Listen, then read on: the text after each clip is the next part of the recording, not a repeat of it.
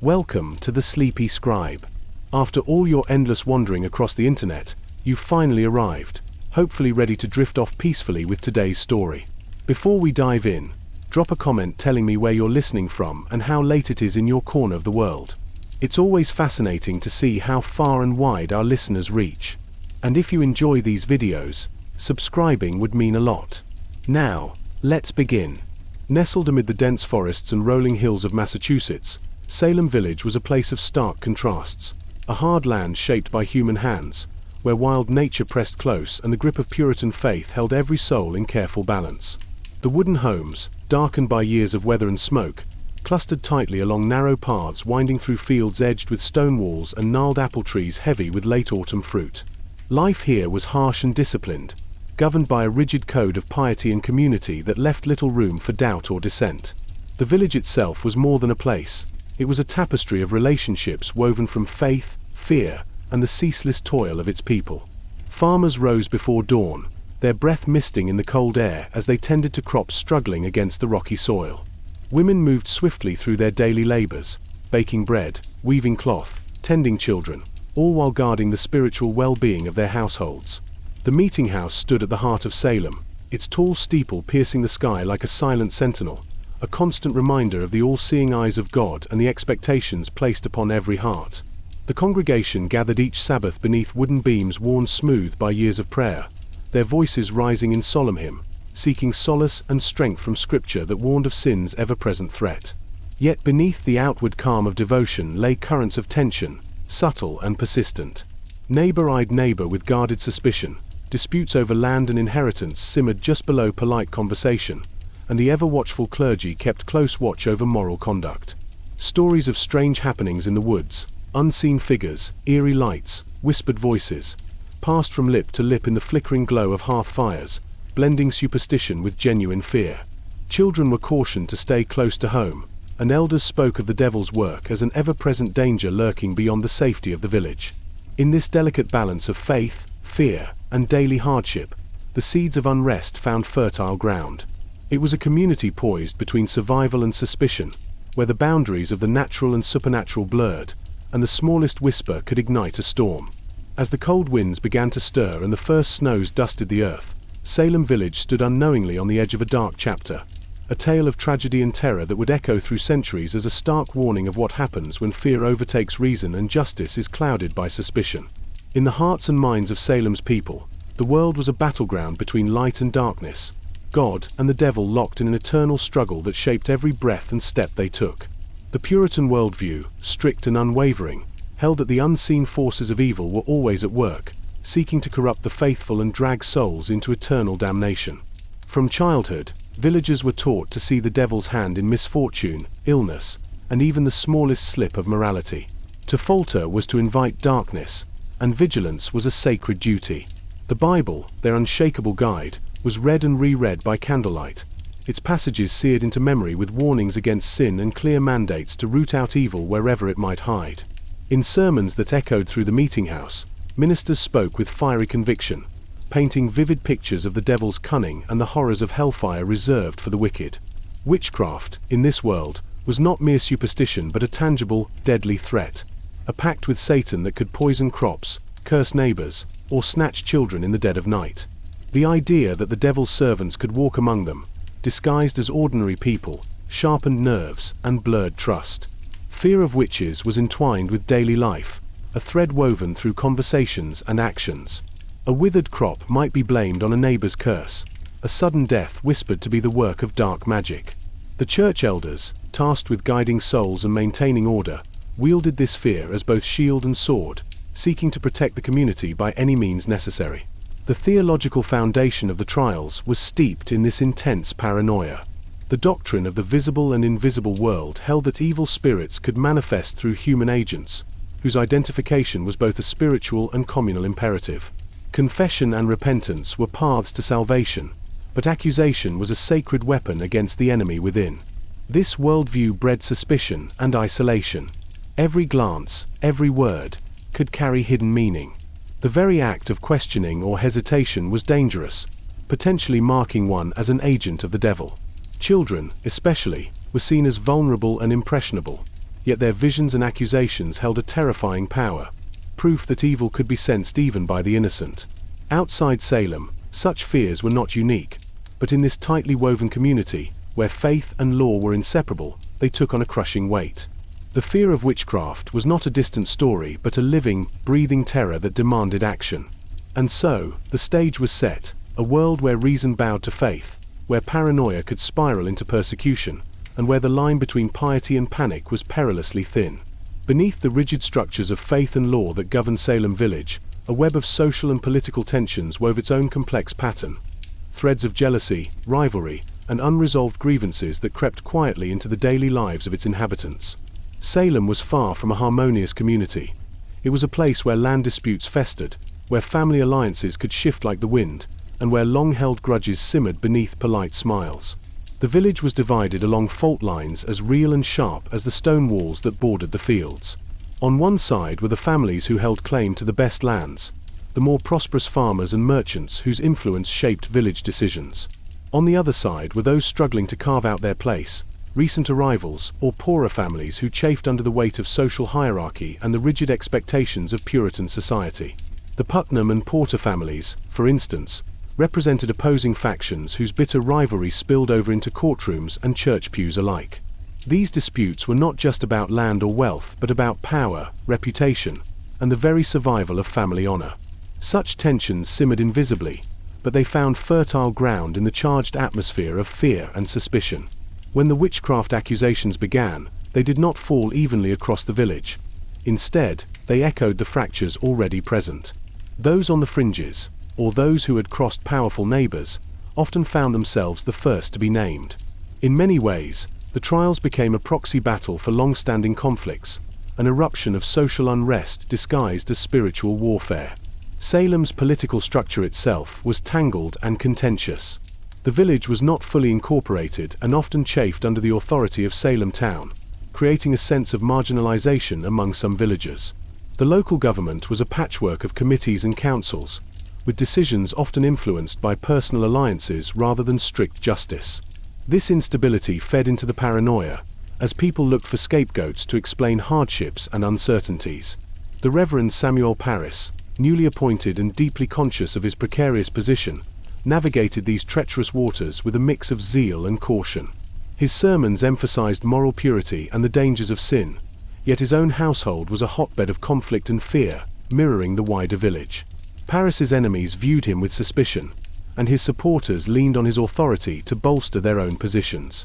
As accusations multiplied, many villagers saw the trials as an opportunity to settle scores, to assert dominance, or to deflect blame from their own failings. The social fabric stretched thin, each new accusation a thread pulled tighter, threatening to unravel everything. In this charged environment, even the smallest gesture, a whispered rumor, a glance held too long, could ignite a firestorm. The fear of witchcraft was not just spiritual, it was a weapon wielded in the battleground of human relationships, where faith, power, and survival intertwined in deadly ways. At the very heart of Salem's gathering storm stood the household of Reverend Samuel Parris, a man whose arrival in the village was marked by both hope and quiet unease. The Parris home, a modest wooden structure with windows that seemed to peer out like watchful eyes, became the epicenter of a drama that would ripple across the entire community. Samuel Parris, recently appointed as minister, was a man of stern convictions and deep anxieties, a soul wrestling with his duties as shepherd to his flock and the turbulent undercurrents of the village itself. His sermons thundered with warnings of sin and the devil's ever-present threat, reflecting not only his faith but a personal struggle for respect and authority in a community already fractured by distrust. Within his household, tensions simmered that mirrored the village's own unrest.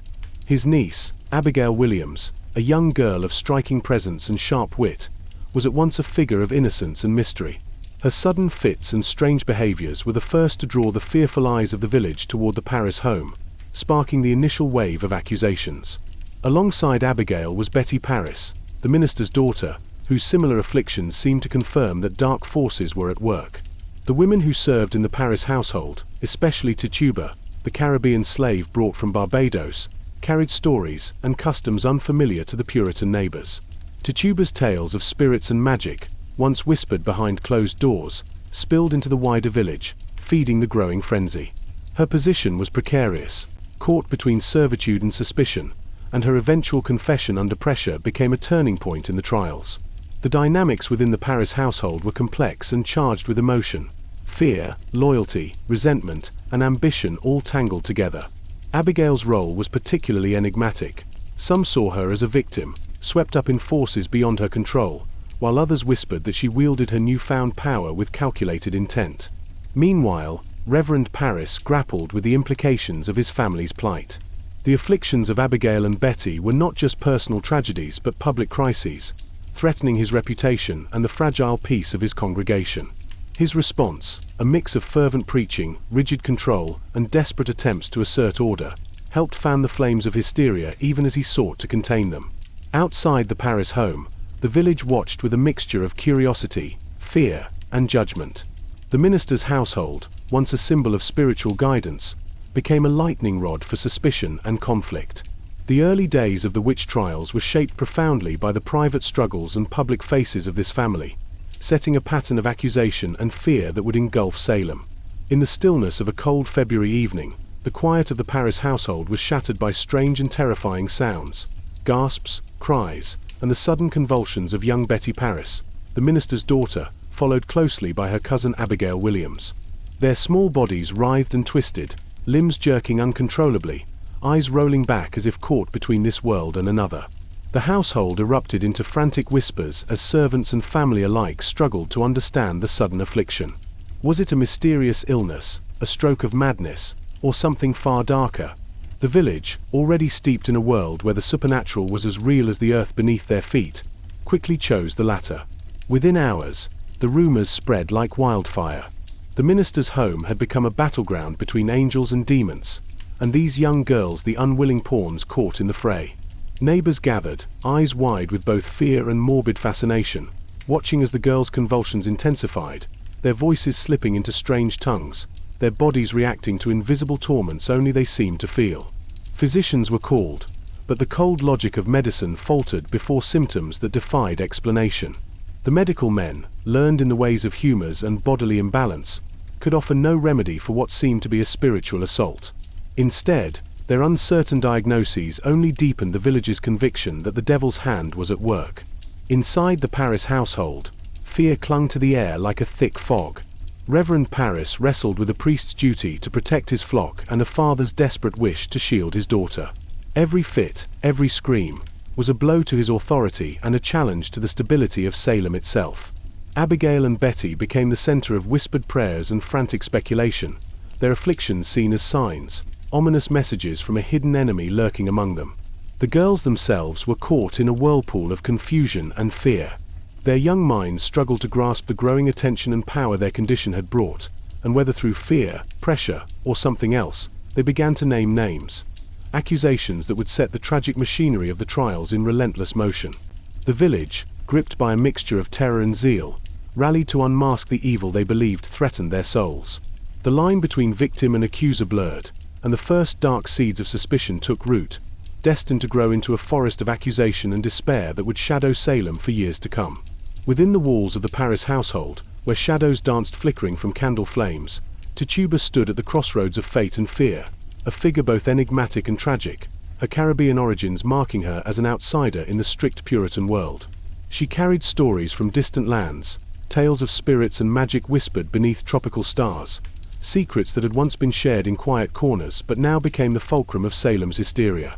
When the afflicted girls, Betty and Abigail, began naming those they claimed had tormented them in visions, all eyes turned to Tituba, the only person who could possibly explain the dark arts whispered in the village. Pressured by the court and desperate to save herself, Tituba's confession was both a shattering admission and a performance that sent shockwaves through Salem. She spoke of pacts with the devil, of black cats and spirits that haunted the night, her voice trembling but resolute as she painted pictures of a hidden world of evil lurking just beneath the surface. Her tales, part truth, part invention born of fear and survival, gave terrible life to the villagers' darkest suspicions and opened the floodgates for further accusations. Yet, behind her words was a complex story, of a woman caught between worlds, bound by servitude and fear, who became both scapegoat and reluctant herald of the trials. The courtroom hung on her every word, the once skeptical magistrates now gripped by a mixture of awe and terror. Tituba's confession gave credence to the spectral evidence that had before been only whispered about, and suddenly the invisible enemy became a tangible threat. Her vivid descriptions sparked imaginations and fueled the hysteria that consumed Salem. Outside the courtroom, the villagers reacted with a heady mix of vindication and horror. Some saw justice finally being served. Others glimpsed the terrifying possibility that evil truly walked among them. But for Tituba, the confession was a double-edged sword, a desperate plea for mercy that plunged her deeper into the vortex of suspicion. In the weeks that followed, as more names were dragged into the light and the noose of accusation tightened, the memory of Tituba's stories lingered, echoing in the cries of the afflicted and the whispers in the taverns. The trials had crossed a threshold. They were no longer just about fits and fears, but about a community's battle to understand and control the invisible forces tearing it apart. In the early days of Salem's growing nightmare, the names Sarah Good and Sarah Osborne echoed through the village like a somber toll, marking the arrival of the first women ensnared by the deadly web of accusation. Sarah Good, a woman known as much for her sharp tongue and bitter words as for her poverty, lived on the fringes of society, begging for scraps and shelter. Her reputation, stained by years of hardship and resentment, made her an easy target in a community eager to find a face to blame for its troubles. Sarah Osborne, by contrast, was a woman whose absences from church and defiance of social norms had already drawn suspicious glances. Her contentious relationship with neighbors and refusal to conform to expected behaviors painted her as a figure of distrust. Both women embodied the vulnerabilities of those living outside the fragile bounds of Salem's strict order. Women without powerful allies, whose voices were often drowned beneath the clamor of more influential families. When Betty Parris and Abigail Williams, in fits of fearful frenzy, pointed fingers at them, the village recoiled with a mixture of fear and grim satisfaction. The accusations fit neatly into the existing social fault lines, confirming the suspicions of those who saw the poor and the defiant as easy vessels for the devil's work. Sarah Good's defiant spirit, however, did not bend before the court's questioning. She cursed her accusers with a sharp tongue, refusing to confess or plead innocence in a manner that only deepened the villagers' conviction of her guilt. Sarah Osborne, weakened by illness and age, struggled to defend herself, her voice fragile but resolute as she faced a judgment that seemed predetermined. Their trials were grim spectacles, the courtrooms filled with a tense mixture of pity, fear, and righteous fury.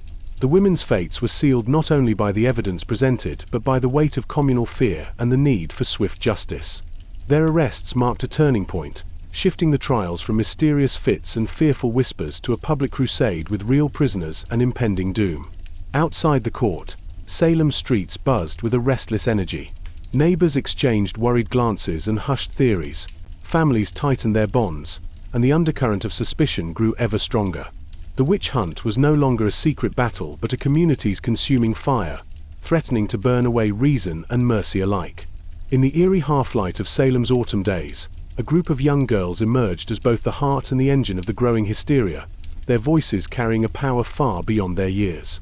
Abigail Williams, the sharp-eyed niece of Reverend Parris, stood at the center, her fierce spirit mingling innocence with a sudden and unsettling command.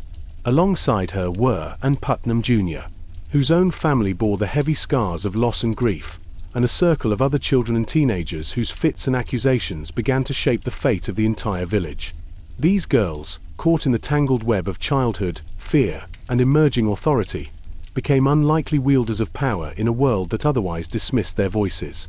Their strange behaviors, twisting limbs, piercing cries, and claimed visions of spirits tormenting them, both terrified and captivated the adults around them. Some villagers whispered of bewitchment, while others murmured about the dangerous potential of youthful imagination turned weapon.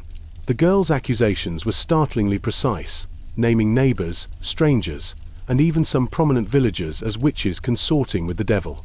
Their power to condemn on a word unsettled the old order, turning the tables on a society that had long kept children silent and unseen. Behind their public performances, the motivations of the accusers were complex and often contradictory.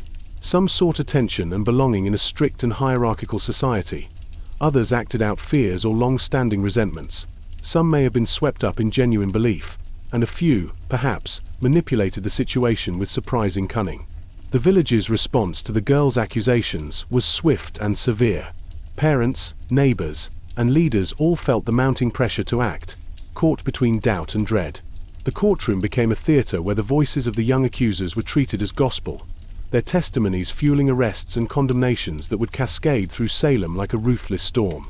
Yet, beneath the surface of spectacle and fear, questions and doubts stirred quietly. Some adults wondered if the girls were pawns in a larger game or if their power masked deeper pains and desires. Others feared the consequences of unchecked accusation but felt powerless to stop the rising tide. As the fits and accusations grew in intensity and number, the young accusers' influence became undeniable, a force shaping Salem's fate and turning the simple rhythms of village life into a chaotic and tragic drama. In the shadowed halls of Salem's courtroom, a strange and eerie form of testimony took center stage. Spectral evidence, the claim that the spirit or shape of a person, often unseen by others, appeared to torment the afflicted. This invisible evidence, intangible yet terrifying, blurred the lines between reality and nightmare, challenging the very foundations of justice and reason. The afflicted girls described shadowy figures, dark shapes hovering at the edge of vision, phantom hands gripping their throats or pressing upon their chests. These visions, vivid and terrifying, were accepted by the court as proof beyond question, even though the accused stood pleading their innocence, their bodies present and untouched. The power of spectral evidence lay in its unsettling nature. It was both undeniable and impossible to disprove. How could one prove the absence of a ghostly shape, especially when the only witnesses were the afflicted themselves? Magistrates like Judge Hathorne and Deputy Governor Danforth, steeped in religious doctrine and fearful of Satan's cunning, placed great weight on these accounts, seeing them as divine revelations of hidden evil. This acceptance transformed the trials into something surreal and deeply unsettling. It gave the accusers a weapon that was invisible, intangible, yet devastatingly effective. The accused were trapped in a paradox. Their very presence did not negate the claim that their spectral form committed dark acts elsewhere. In the austere chamber where law and fear intertwined, the Salem court stood as the final arbiter of guilt and innocence, presided over by men whose robes and gavels carried the weight of both justice and a world trembling on the edge of panic.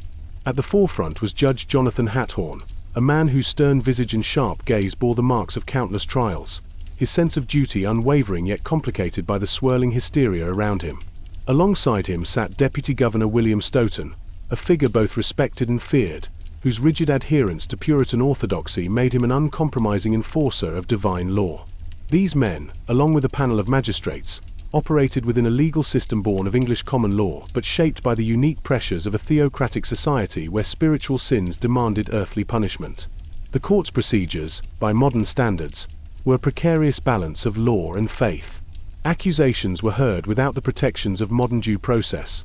No defense attorneys, no right to cross-examine witnesses, and the acceptance of spectral evidence gave the proceedings a surreal and often arbitrary quality. The judges believed their role was not merely to interpret law but to defend the community's moral and spiritual purity.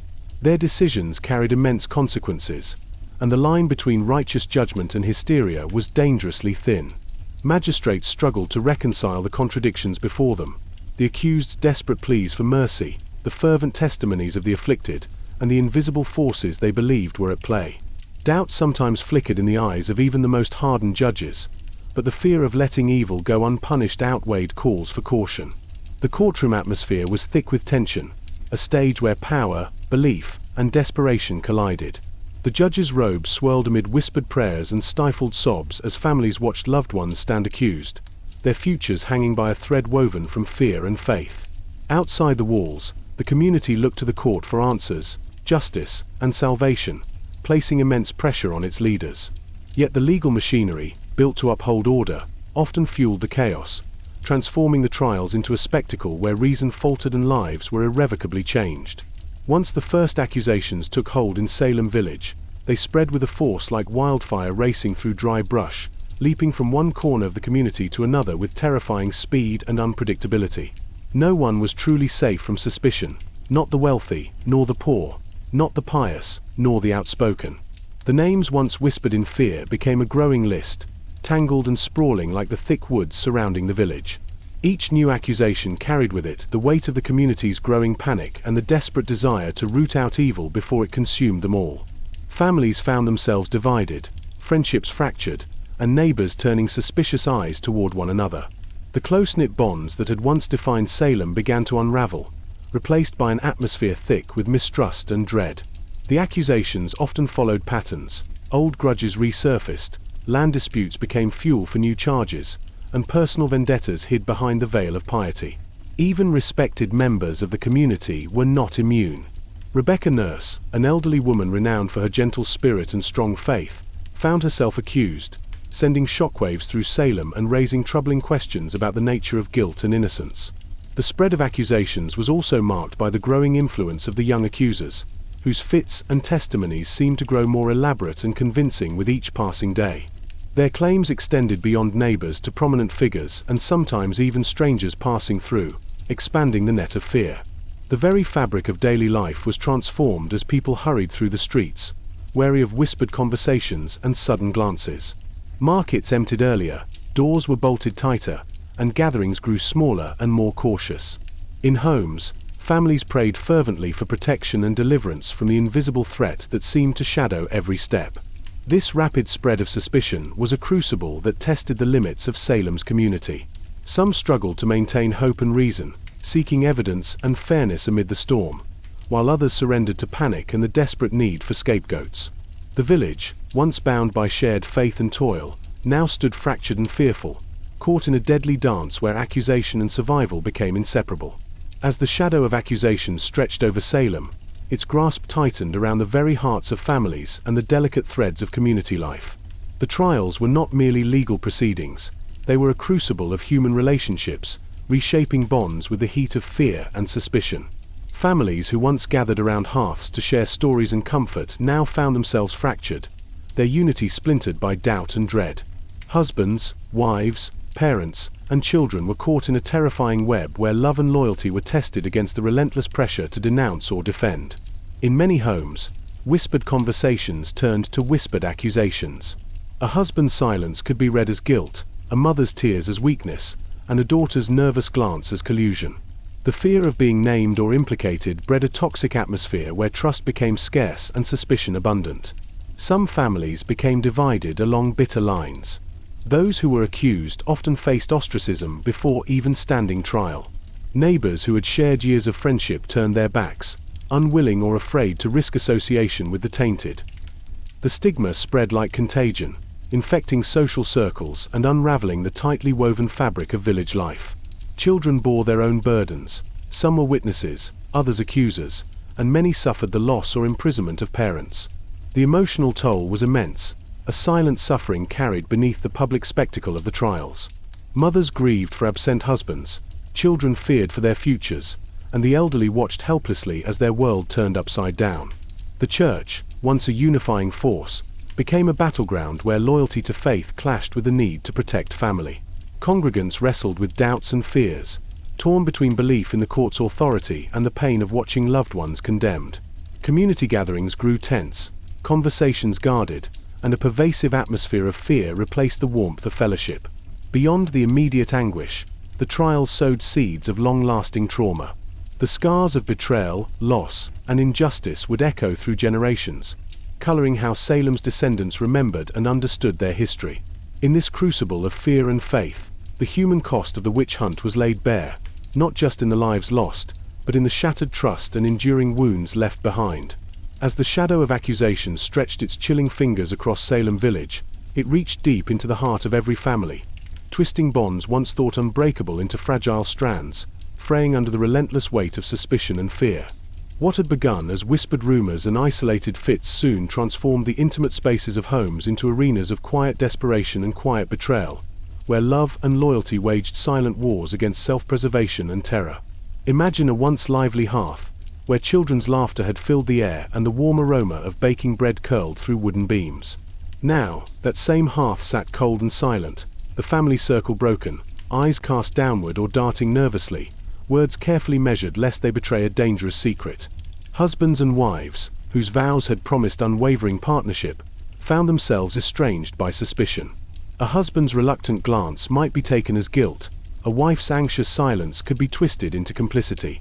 Mothers wrestled with unbearable pain as their children grew distant, their innocence corrupted by the very accusations that sought to root out evil. Fathers stood helpless as the names of their kin were dragged through the public square, condemned by neighbors they once called friends.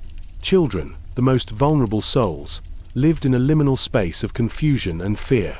Some, swept into the maelstrom as accusers, bore a terrible power that few could comprehend, their youthful voices wielding the fate of adults. Others suffered the absence of parents imprisoned or executed, their futures suddenly precarious and uncertain. The village streets, once filled with the mingling of daily life, markets bustling, neighbors greeting one another, grew quieter, shadowed by mistrust. Friendships fractured like brittle glass, and alliances shifted as people sought safety in numbers or solitude. Neighbors who had shared labor and celebrations now crossed the street to avoid one another, eyes averted, hearts pounding with the terror that the next whispered name could be theirs. The church, the spiritual hearth of Salem, became both refuge and battleground. Congregants came seeking comfort and guidance, but found themselves torn between the harsh judgments of faith and the aching compassion for loved ones caught in the storm. Sermons echoed with calls for purity and vigilance, but beneath the piety lay a growing unease, a quiet questioning of how the community had come to such a perilous place. These fractures were not merely social but deeply personal, leaving wounds that festered long after the last gavel fell. Letters, diaries, and later testimonies reveal the scars etched on hearts, grief for lost family members, the bitterness of betrayal, and the heavy burden of guilt carried by those who survived. The trial's human cost extended far beyond the gallows and prison walls, casting a long shadow over generations. Children grew up haunted by their parents' fates. Families bore the stigma of accusation, even when innocence was proven too late.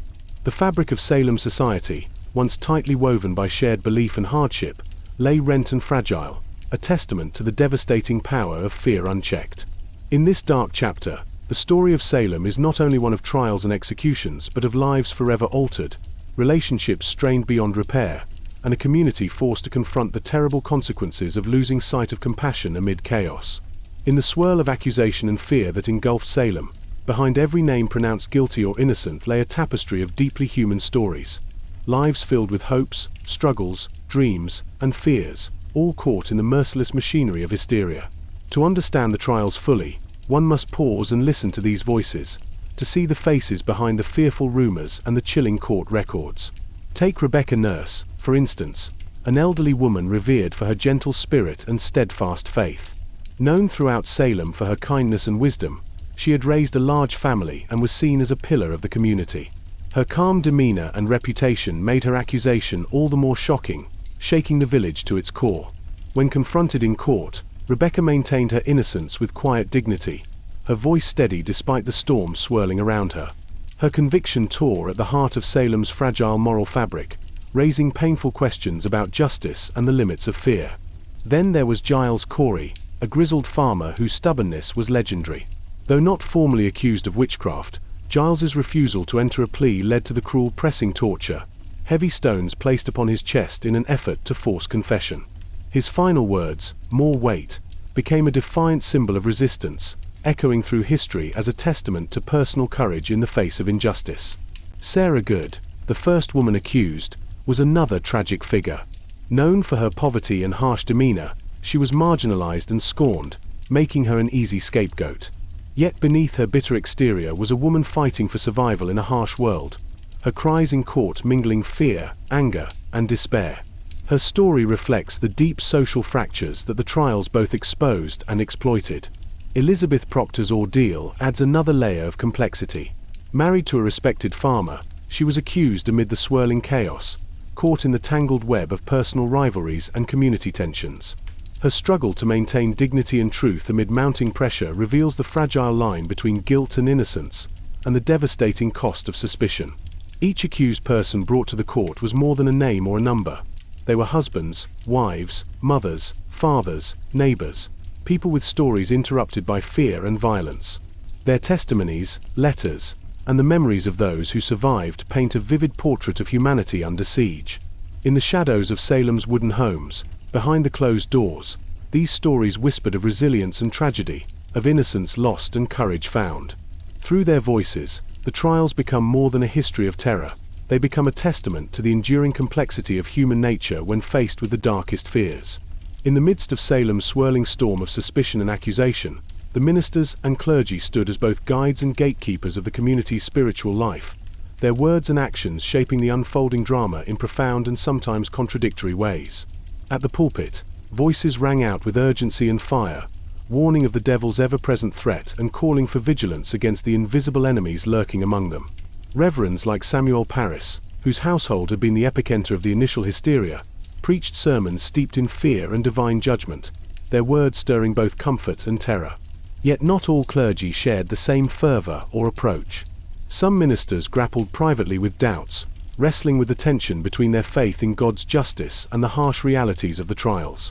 Reverend John Hale, for example, arrived in Salem as a learned and confident man, eager to root out witchcraft but gradually became tormented by the consequences of the proceedings.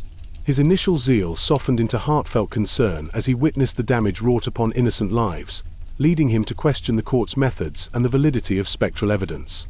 The minister's influence extended beyond sermons. They played active roles in examinations, offering spiritual counsel, and in some cases, pressing the accused for confessions.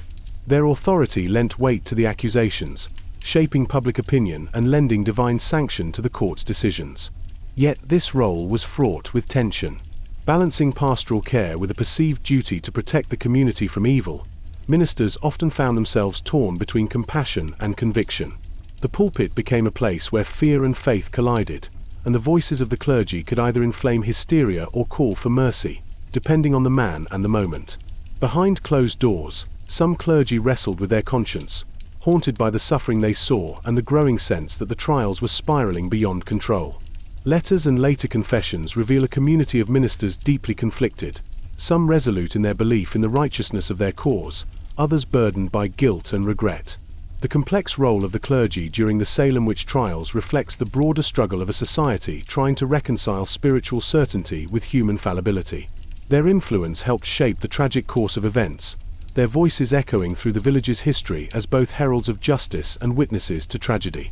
Behind the creaking doors of Salem's jails, a grim and unforgiving world awaited those accused of witchcraft, an existence marked by harsh conditions, crushing uncertainty, and a slow unraveling of hope. The prison, little more than a damp, dark wooden structure, reeked of sweat, sickness, and despair. Within its cramped cells, men, women, and even some children found themselves confined not only by iron bars but by the weight of suspicion that hung heavy in the stale air. The accused were thrust into a liminal space between freedom and judgment, their fate suspended on fragile threads woven from fear and rumor. Food was scarce and often barely fit to eat, a far cry from the simple meals once shared with family and neighbors. The cold seeped into bones, unrelenting through the long nights, and the absence of light and fresh air turned days into a blur of shadows and silence broken only by the murmurs of despair. Disease ran rampant, feeding on the weakness and sapping strength, while the psychological torment of isolation gnawed as fiercely as any physical discomfort. Letters smuggled through cracks and whispers reveal the stories of those imprisoned, words of loneliness, anxiety, and moments of desperate hope when a friendly guard or fellow prisoner offered a fleeting kindness. Families outside struggled with the pain of separation, often unable to provide aid or comfort, their own lives shadowed by fear and stigma. The accused faced not only the horrors of their surroundings but the crushing weight of impending trial and, for many, the terrifying possibility of death. In this bleak environment, confessions were sometimes extracted not only through threats but through the slow erosion of spirit. The prison became a crucible where innocence and guilt blurred, where survival sometimes demanded a sacrifice of truth. Yet amidst the darkness, moments of resilience shone through, the quiet strength of those who held fast to faith or hope, letters written with trembling hands pleading for justice, and acts of solidarity between prisoners. The conditions of imprisonment in Salem were not mere background details but central to the tragic human drama that unfolded. They reflected a community's harsh judgment and the profound cost of a society consumed by fear. In the heart of Salem's public square, where the everyday hum of village life once echoed with the chatter of markets and children's laughter, the courthouse became a stage for a drama as chilling as any whispered in the darkest corners. The trials of the accused witches unfolded before an audience both fearful and fascinated, their rituals steeped in a mixture of solemnity and spectacle that captured the collective imagination and terror of the community.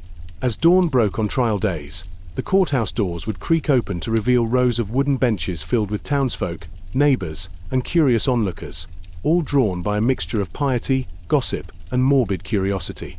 The atmosphere was thick with tension, the air buzzing with whispered prayers and the sharp glances exchanged between accusers and the accused. The judges, robed and resolute, sat elevated like sentinels overseeing a battle not just of law but of spiritual salvation and damnation. Proceedings began with readings of formal accusations, often detailed and dramatic, naming neighbors as conspirators with the devil. The accused were brought forth, sometimes shackled, their faces pale or resolute, as they stood before a court that demanded confessions and repentance. Testimonies from the afflicted girls and other witnesses were presented with an intensity that blurred lines between truth and performance. Fits and contortions served as evidence, spectral accusations echoed through the chamber, and the judge's questions pressed for admissions of guilt. The community's role extended beyond the courtroom. The trials were communal events where gossip flourished, allegiances shifted, and the line between spectator and participant grew thin. Outside, crowds gathered to hear the outcomes, discuss the proceedings, and brace for the next wave of accusations. The spectacle was as much about reinforcing social order and religious conviction as it was about justice.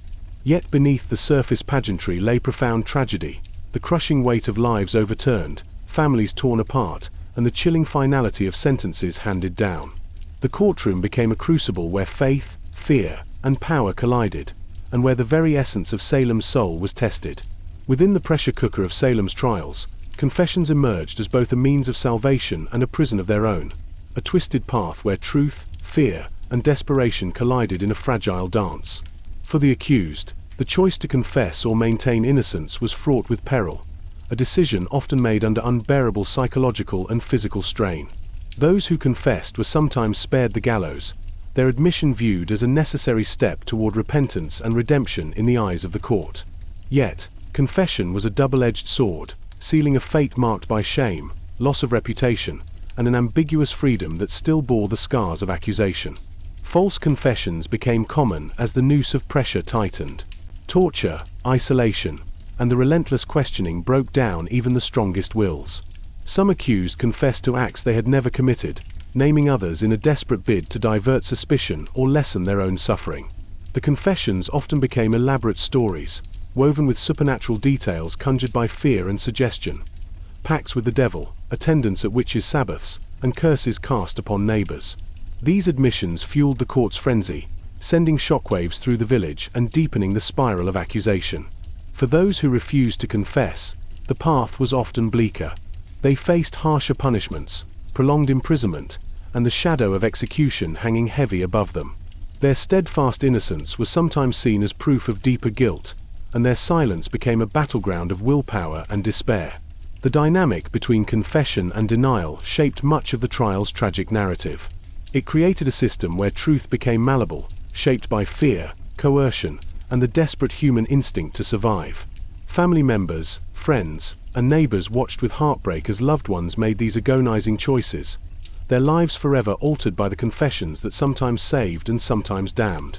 The court's reliance on confession underscored a profound tension between justice and survival, where the line between sinner and victim blurred. It revealed the devastating cost of a society gripped by fear, where even the truth could become a weapon or a shield in a merciless fight for life. The day of execution in Salem was both a solemn rite and a communal spectacle, a grim theater where justice and terror intertwined beneath a cold New England sky. As dawn's pale light crept over the village, townsfolk gathered from every corner, their faces etched with a mixture of fear, sorrow, and a hardened resolve born from weeks of mounting hysteria. The chosen victims, those condemned to death by hanging, were led with heavy chains and heavier hearts along the rutted paths to Gallows Hill, the bleak rise where wood and rope awaited their final, terrible purpose. The procession was silent save for the soft clinking of iron and the whispered prayers of those who accompanied the condemned, an eerie chorus mingling with the rustling of barren trees and the distant cry of crows circling overhead. In the tight-knit weave of Salem's village life, spectators and gossip were the invisible threads binding the community's fears and suspicions, a force as potent and dangerous as the court's proclamations. Every whispered conversation behind half-closed shutters, every hurried exchange at the market, carried the power to build or destroy reputations in an instant. The villagers, caught between disbelief and dread, found themselves both witnesses and participants in a spectacle where rumor spread faster than truth. In the narrow lanes and dimly lit homes, stories grew wild and tangled. A nervous glance became proof of guilt, a stranger's arrival sparked suspicion, a neighbor's kindness was twisted into collusion. The line between fact and fiction blurred as each retelling added new layers of fear and detail, transforming the trials from legal proceedings into a communal drama played out in whispers and shouts.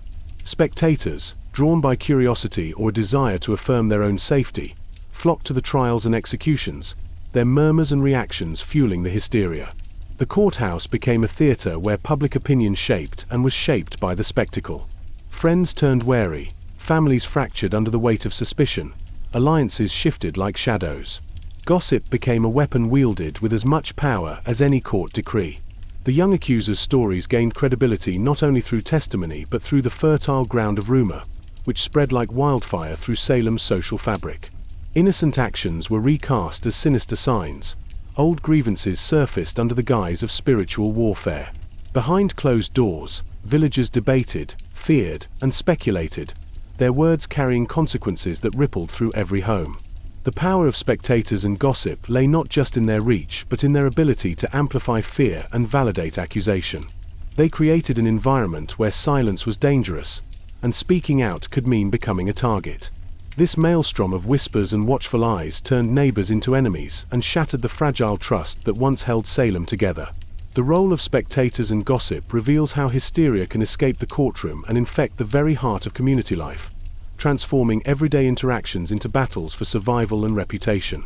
When the dust finally settled over Salem, and the last echoes of the gallows faded into the cold New England air, the village was left to grapple with a haunting silence, a silence heavy with grief, regret, and the weight of shattered lives. The hysteria that had consumed the community unraveled slowly, like a fragile tapestry pulled apart thread by trembling thread, revealing the scars beneath. Families mourned not only those lost to execution but the invisible wounds inflicted by suspicion and betrayal. The void left by those taken was felt in every home, every hearth, and every whispered conversation. The surviving accused, many released from prison after months or years of torment, faced a world irrevocably changed. Their reputations were tarnished, their names shadowed by accusation even when freed. Returning to a community that had both feared and condemned them was a delicate, often painful process, as old friendships were strained and new barriers erected. Leaders of Salem, including some ministers and magistrates, wrestled openly with guilt and the consequences of their actions. Public apologies, reparations, and efforts at reconciliation began to take shape, though the path toward healing was slow and uncertain. The village's spiritual and social fabric, once tightly woven with shared beliefs and purpose, lay frayed and fragile, a testament to the cost of fear unchecked. Over the years, Salem's story became a somber lesson etched into the collective memory of the town and the wider world. The trials stood as a cautionary tale about the dangers of hysteria, the perils of unchecked authority, and the tragic consequences of sacrificing justice to fear. Yet within this legacy also lay the enduring humanity of those caught in the nightmare. Stories of resilience, courage, and the persistent quest for truth amid darkness. The reflections on Salem's past have continued through centuries, inspiring works of literature, art, and scholarship, each seeking to understand how a community so bound by faith and tradition could descend into such tragedy. Today, Salem stands not only as a place marked by its darkest chapter but as a symbol of vigilance against injustice, a reminder of the importance of reason, compassion, and the rule of law. The aftermath of the witch trials reminds us that history is not merely about events but about people, their fears, choices, and the enduring hope for redemption and understanding. The tragic drama of the Salem Witch Trials did not end with the final verdicts or the last shouts of the condemned. Instead, it seeped deep into the cultural consciousness, weaving itself into the fabric of storytelling, art, and collective memory for centuries to come. Long after the village's wooden structures weathered storms and time, Salem's story captivated imaginations and inspired countless interpretations, each a mirror reflecting society's evolving fears, values, and understanding of justice. One of the earliest and most enduring retellings came in the form of Arthur Miller's play The Crucible, penned during the tense atmosphere of 1950s America. Miller's drama used the trials as an allegory for the Red Scare and McCarthyism, illustrating how hysteria and fear can engulf a community, turning neighbor against neighbor. His characters, drawn from Salem's real-life figures, leapt from history into a timeless cautionary tale, reminding audiences of the destructive power of false accusations and the fragility of truth. Beyond the theater, Salem's trials inspired novels, films, and television series, each adding layers of interpretation and symbolism. From the chilling reenactments that highlight the horror and injustice to more sympathetic portrayals of the accused, popular culture grappled with the complexity of the events, humanizing the victims and exploring the dark undercurrents of fear and power. Museums and memorials in Salem today stand as tangible reminders of the trial's legacy, inviting reflection and remembrance. Annual commemorations and educational programs continue to engage new generations, emphasizing lessons of tolerance, justice, and critical thinking.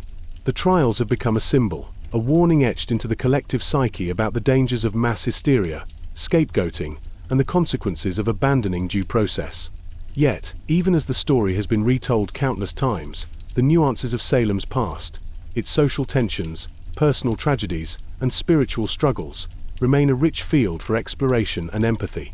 The memory of Salem's Witch Trials challenges us to confront our own fears and prejudices, urging vigilance against repeating history's darkest chapters. While the Salem Witch Trials stand as one of the most infamous episodes of witch hunts in American history, they are but a chapter in a much larger, darker saga stretching across continents and centuries. From the medieval villages of Europe to distant colonies, the fear of witchcraft ignited waves of persecution that claimed thousands of lives and tore communities apart. In Germany, the witch hunts raged with brutal intensity during the late 16th and early 17th centuries, where entire towns were engulfed in panic and trials often ended with torture and execution. The infamous Würzburg and Bamberg trials saw hundreds accused, with confessions extracted through gruesome means, reflecting a society gripped by fear of the unknown and a desperate need for scapegoats during times of plague, war, and social upheaval. Similarly, in Scotland, the North Berwick witch trials combined folklore, political intrigue, and superstition into a deadly mix. Accusations spread amid royal courts and common folk alike, fueled by a belief that witches threatened not only individuals but the very crown itself.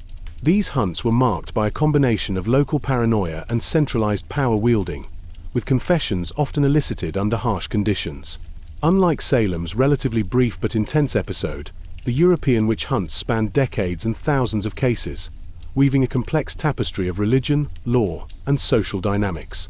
In England, the Pendle witch trials of 1612 stand out, remembered for their detailed records and dramatic courtroom scenes. The accused, many of whom were poor women from rural communities, faced charges that reflected not only supernatural fears but also deep-seated social tensions. Across these varied contexts, common threads emerge: fear of the other, scapegoating in times of crisis, and the dangerous intersection of law and superstition. The Salem trials, while unique in their colonial American setting and specific cultural makeup, echo these broader patterns of hysteria and injustice. Understanding these comparative witch hunts illuminates not only the historical phenomenon but also the human vulnerabilities to fear and power that transcend time and place. Beneath the surface of accusations and trials lies a complex web of psychological and sociological forces that shape how communities, driven by fear and uncertainty, turn to witch hunts as a means of explanation and control.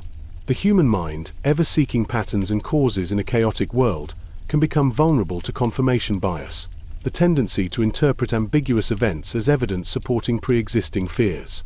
In Salem and beyond, this meant that misfortunes such as illness, crop failures, or unexplained accidents were often attributed to malevolent supernatural forces, with accused witches cast as the sinister culprits.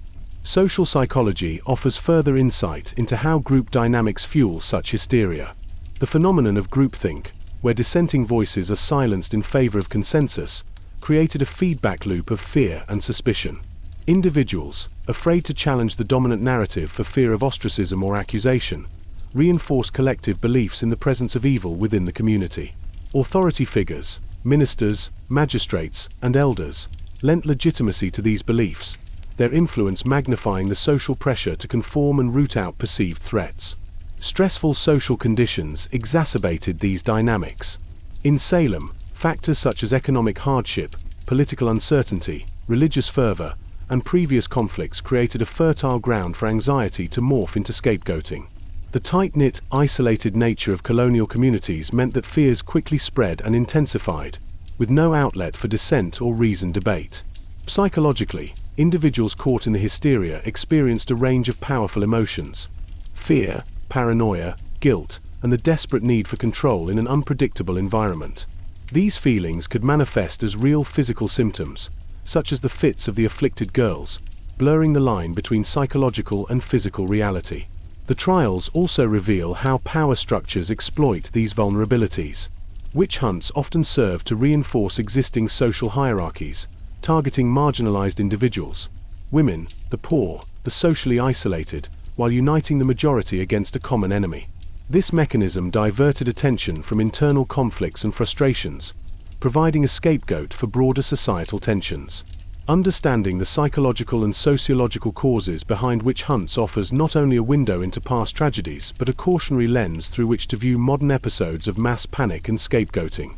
It reminds us of the delicate balance between reason and fear, and the enduring human need to seek justice even amid uncertainty. The echoes of Salem's witch trials resonate far beyond their 17th century origins, casting a long shadow that reaches into the very heart of modern discussions about justice, fairness, and human rights. The lessons gleaned from Salem are not merely historical curiosities but urgent warnings about the dangers of hysteria, prejudice, and the abandonment of due process. In contemporary society, the mechanisms that fueled Salem's tragedies, fear, scapegoating, and the erosion of rational inquiry, can be seen reflected in various forms, from moral panics to mass media frenzies, and even in the workings of legal systems under pressure. Salem teaches us that the pursuit of justice requires vigilance against the seductive ease of blaming the other or the marginalized, reminding us that such impulses, if unchecked, lead to devastating consequences. The trials highlight the importance of critical thinking, transparency, and the protection of individual rights, principles enshrined in modern legal frameworks but always vulnerable to erosion in times of crisis. Beyond the courtroom, Salem's legacy challenges communities to cultivate empathy and resist the divisive forces of fear and suspicion. It urges an awareness of how social, economic, and political pressures can distort perceptions and fuel injustice, a call as relevant today as it was centuries ago. Educational programs, memorials, and cultural retellings of Salem serve as vital tools in this ongoing reflection, helping societies to remember the past while striving for a more just future. The story of Salem is a mirror held up to humanity, reflecting both our capacity for cruelty and our potential for redemption. Its lessons beckon us to confront our biases, question authority when necessary, and cherish the fragile balances that uphold justice and community. As we navigate the complexities of our own time, Salem stands as a solemn reminder that history's darkest chapters are not simply to be remembered, but to be learned from, guiding us toward a world where fear does not silence truth and where compassion tempers judgment. As the final pages of Salem's haunting chapter turn, the echoes of its trials continue to reverberate through history and into our present, reminding us that the past is never truly past but a living thread woven into the fabric of our collective consciousness. The trials, while rooted in a specific time and place, transcend their era as a powerful symbol of the human struggle between fear and reason, suspicion and justice, division and community. The people of Salem, accusers and accused, judges and ministers, neighbors and strangers, each played roles in a tragedy that was as much about human frailty and social tension as about the supernatural fears they professed to battle. Their stories, preserved through court records, personal letters, and generations of retelling, offer a deeply human perspective on the consequences of allowing fear to override empathy and fairness. Today, Salem stands as both a warning and a testament. A warning against the dangers of mass hysteria and miscarried justice, and a testament to the resilience of communities and individuals who, even in the face of great darkness, seek redemption, understanding, and reconciliation. The trials continue to inspire reflection across disciplines, history, psychology, law, and culture, serving as a lens through which to examine our own times and the way societies respond to crisis and uncertainty.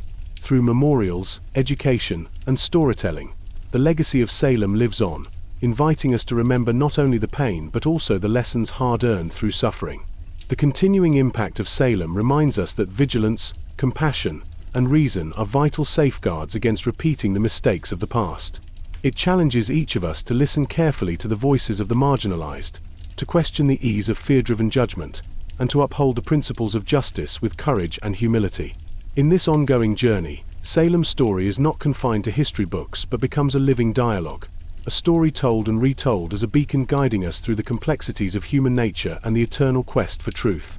Amid the thunderous echoes of accusation and the harrowing shadows of trial, everyday life in Salem village pressed on, weaving its own intricate patterns of normalcy and unease. The creak of wooden wheels over dirt roads, the rhythmic chopping of wood, and the distant bleating of sheep formed the backdrop to a community suspended in fear yet grounded by routine. Market days, once bustling with chatter and exchange, became tinged with cautious whispers as villagers exchanged goods and guarded their words. Children played in the dappled sunlight filtering through maple leaves, their laughter a fragile balm against the creeping dread, yet even their games were touched by the tales of witches and demons that colored their imaginations. Inside simple homes, women spun thread, prepared meals from root vegetables and salted meats, and tended gardens that struggled under a fickle New England sun. Men repaired fences, plowed fields, and maintained livestock, their hands roughened by labor yet trembling beneath the weight of suspicion that anyone could be the next accused. Church bells marked the passage of time and summoned the faithful to gatherings where sermons blended warnings with comfort, creating a spiritual rhythm that both steadied and unsettled the villagers. The looming threat of accusation transformed mundane encounters, an overheard comment, a borrowed tool, a neighbor's glance, into sparks for rumors and fear. In the kitchens and parlors, conversations circled around the latest news from the courthouse, mixing concern with a morbid fascination. This delicate balance of ordinary life and extraordinary anxiety painted a vivid portrait of a community caught between resilience and unraveling, where survival depended on navigating not only the demands of the land but the volatile tides of fear and suspicion. In the intricate social fabric of Salem Village, women occupied roles shaped by tradition, expectation, and survival, their lives entwined with the rhythms of domestic labor, faith, and community. Yet beneath this surface of familiarity, the witch trials exposed and exploited the vulnerabilities and tensions inherent in gender dynamics, transforming women into both the primary targets and tragic symbols of the hysteria. Most of the accused were women, reflecting deep-seated cultural anxieties about female power, independence, and deviation from prescribed roles. In a society where women's voices were often marginalized, accusations could serve as a means to control, punish, or ostracize those who challenged or unsettled the social order. Older women, widows, or those living on the margins faced heightened risk, their social status and perceived otherness making them easy scapegoats. The young girls who initially accused others wielded a paradoxical power. Their fits and testimonies, whether born of genuine belief or manipulation, launched a frenzy that unsettled patriarchal authority even as it reinforced it through church and court. The trials magnified fears about women's potential for moral corruption, spiritual vulnerability, and influence over men, fears that had deep roots in religious teachings and cultural narratives.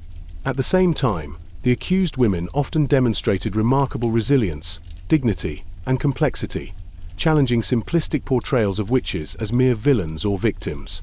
Their stories reveal the layered realities of women navigating a world that demanded obedience yet was riddled with dangers for stepping outside narrow bounds. Beyond the accused, women played critical roles as accusers, supporters, and community members, their actions shaped by personal motives, social pressures, and genuine belief. The witch trials exposed the fragile and often contradictory place of women in colonial society, spotlighting how gender could become a fault line for fear and control. Understanding the role of women in Salem's witch trials offers a window into the broader intersections of power, identity, and justice, illuminating the ways in which societal fears can target and shape female experience. The very air in Salem seemed thick with the weight of Puritan theology, a belief system that permeated every corner of daily life and lent itself to a worldview where the spiritual and material realms intertwined in an unyielding dance. Central to Puritan thought was the conviction that the devil prowled the earth, ever vigilant to corrupt souls and spread chaos. This constant battle between good and evil framed not only sermons but the villagers' understanding of illness, misfortune, and social discord.